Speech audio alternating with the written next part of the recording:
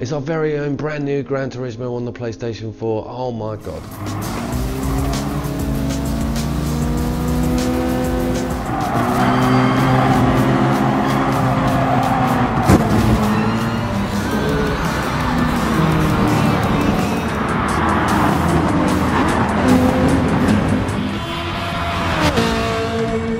Yes, Gran Turismo Sport is here for the PlayStation 4, and what a lot of content we've got here. I'm going to run through exactly what you're getting with this package. First off is the arcade mode. This is where I first went when I put the game in, because the campaign takes some unlocks, etc. You've got quite a few cars here, you've got quite a few tracks here. There is a cap, and then you have to sort of rank up to open up various other tracks and cars, higher tier cars, faster cars, etc. But there's loads to get on with here. You've got huge amounts of races on the course. You can get straight into it. It's really good to just jump straight into the arcade mode. Now you may have noticed that we've got split screen on this game. Split screen is confirmed. How awesome is that? But I only saw a vertical screen option. I'm looking for the horizontal one, haven't seen it yet, annoyingly. We've also got a VR mode, 2 VR modes actually. The first one is not going to rock your world. If you own a headset like me, then you know that Dirt Rally is a better looking game. Project Cars 2 is also going to have VR, not for the PlayStation yet, but it's going to come. This doesn't really compete with that very well, but the saving grace is the VR showroom. This is awesome. All your cars and all the featured cars you can stick in the showroom, walk around them, put the lights on and off, sort of bend down, look into the window, etc. That is a really smart addition. Next up is the licenses. You all know this from the series. Bit of a headache for me, really. Don't massively enjoy doing them, to be honest.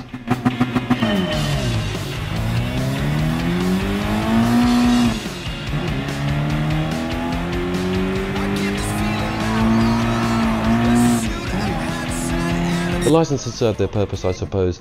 They help the noobs, they help guys like me get back into the mechanics of the game, and it's good to sort of get your head around how it all works, etc. All the leaderboards are online with your friends, etc. Do not laugh at my bronzes, I'm working on it.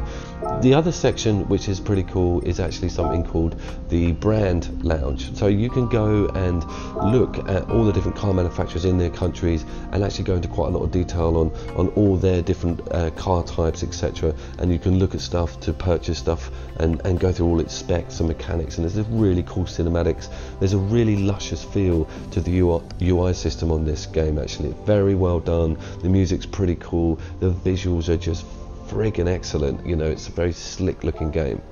Let's move over to a slightly bit more of the online stuff. So there's a lobbying system. I was looking around I was thinking my mates are going to get this a game, I need to invite them. There's a really cool user-friendly lobbying system where you can pull friends in. I haven't looked at whether you can add AI into an online session yet. Leave that one with me, because that's pretty important. Then we've got this escape stuff. You may have read about this. This is about placing a car that you own within the lighting mechanics of a place in the world, be it Paris or be it anywhere, and it's quite advanced how the car sits and looks with the different environments, etc. Pretty slick, that one. Let's move to the online, and when you go and click the online button, you get this message, which is all about an etiquette video. Check this out. Even if you initially had an understanding of all this in your head, if you become too overzealous in the race and ended up braking too late and you are about to hit the car ahead of you, not only should you hit your brakes, you should avoid hitting the car ahead at all cost, even if that means taking your car off the track. That was quite funny, because all that went out the window as soon as I got online, but not to worry. It's cool. You do qualifying sessions. The races come at real time slots, and you qualify and you get involved and get inside them. I still had a wait at the end of my 6 minutes that I had to qualify, etc. That was a bit annoying, but it's early with the game. Probably not a lot of people own it at the moment, but it was good. The lobby was populated 23 cars. Can you believe how awesome is that? And I really love the idea of doing a qualifying lap, getting a place on the grid. It's all compulsory, you know. I know other games have done that before, but this is handled really slickly. You can get out on the pit lane first, you can sort of get your head around the track, get a feel for the car. Awesome. The build up to a race is actually pretty amazing. Racing itself is a lot of fun, I really enjoyed it. There's a lot of people have been watching the etiquette video. There's a lot of sportsmanship here, and it's really cool. The cars will flicker out. If you're behaving erratically, you're not going to have a huge clash. It's excellent. Now I wanted to talk about the visuals for a minute here. This game is on another level with its replay visuals. They are absolutely gorgeous. I will say that the rally sections aren't as strong as other games, but the visuals are stronger. Check this out. This is Dirt 4. I'm a huge fan of Dirt 4. I love it, to be honest with you. But just look at the differences in the resolution and the textures with these replay modes. You know, GT is pretty head and shoulders above it. There isn't anything wrong with Dirt 4. I love it. It's a rally game. It's supposed to be a rally game. But this has got a pretty cool rally section in the arcade mode as well, and some of that will be coming in the campaign also. Let's round up here because I've heard a few things, little complaints about the game early doors, and one of them is the music. I don't have a problem with it. I like it. It's varied. It's not too repetitive. It's okay. The other one is the recording of the sound engines. I think the recordings of the sound engines in this game is amazing, and I think a lot of the options and the photo opportunities that you get with the game are awesome. It's got so much to give.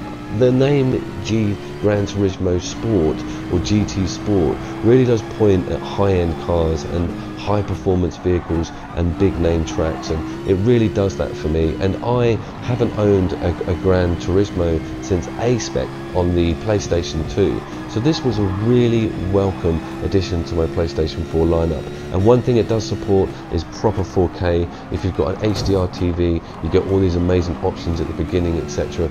Everyone who's got a Pro needs to get this game. Visually, it is gobsmacking. I don't own a wheel, so I'm not a massively advanced driving simulator fanatic, but I did do okay with the pad. I felt very comfortable with it.